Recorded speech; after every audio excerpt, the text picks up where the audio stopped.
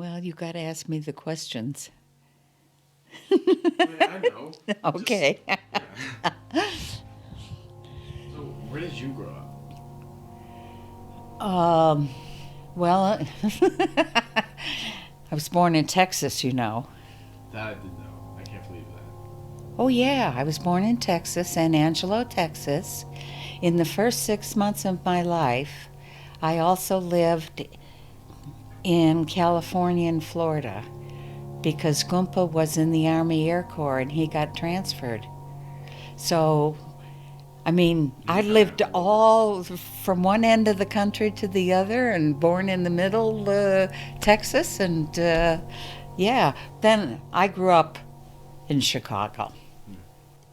So there were, let's see, Paula, Sharon, Karen, me.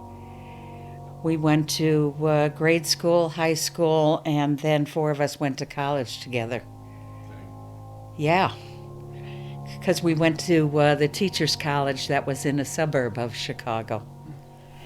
What's your favorite part about that? Like about teaching? The fact that I could laugh and have fun with the kids. They had two words. They had 2 words to describe me when I retired. And the letters that they wrote to me, 2 words. Mean, fun. Nice. They knew they had to behave with this teacher, but they knew we could have a lot of fun doing it. Yeah. And I worked on Howard Air Force Base, taught in the elementary school. Actually taught at a Catholic school too for a year or 2, and that's when we were living and working in Panama. We were living there then when the U.S. invaded Panama in 1998. What was it like being in Panama while that was happening? Scary. Like, did you... The shooting and stuff was all around us. Actually, I'm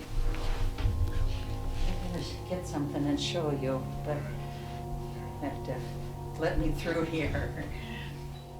These are rifle shells. And these were all found around the church property. I mean, we could see this from our bedroom window. Operation Just Cause, December 20th, 1989, Panama. So what is that? This is from, I want to say from an airplane. It's a bombshell, right? Yeah. Yeah. On the ground after the U.S. In 1998 invaded Panama because of Noriega stuff. So when did you go from the U.S. to Brazil?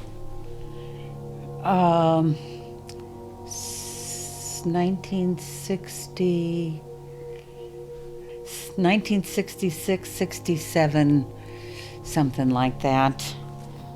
I mean, it was, what could I say?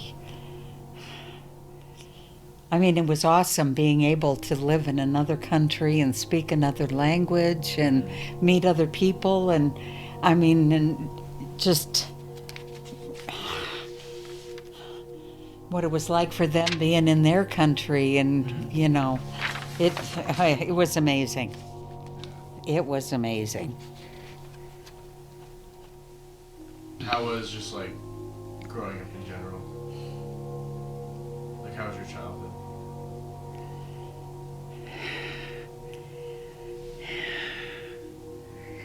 Not necessarily so good, because I was born the day before my brother's first birthday. Too soon. And it was very difficult for my mother. And after Papa died, my father-in-law blamed me for his death, saying I didn't pray hard enough. And I had mentioned something to my mother, and she said, I can't say anything, not for the way I treated you. So I had no idea what it was to be like, how to be a mother. Did that make it hard with like Ma and Uncle Joel and Aunt Rachel? In some ways, but I know that I prayed an awful lot, asking God to help me to be very different from the way my mother was. You know, I try not to talk about it, dwell on it, or, you know, anything like that. You know, so it's not, at least I don't think I've made it a bad example for me with my kids and grandkids. I mean, I don't know always that I've been the best mother, grandmother, Bela, you know, because I didn't have good examples. So this is kind of I don't know exactly how to ask this, but like, how do you feel about the whole, you know, the diagnosis and all that stuff? what do you mean? Of like Alzheimer's or dementia or whatever it is. Oh, Like, what do you think? What do you think about with that? well, it wasn't easy. But, you know, when I did have the cognitive testing done again, wasn't that long ago, and there was no major issues, so I'm still doing okay. Good. Yeah, I don't have complete control, and it's that's a bit disconcerting, but I still appreciate the fact that your mom is taking care of me.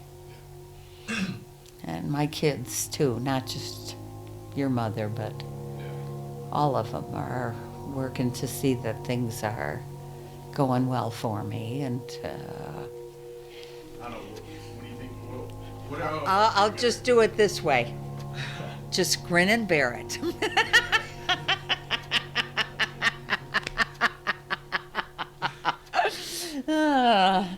I mean, because there's some of it you can get through, and others you just gotta grin and bear it.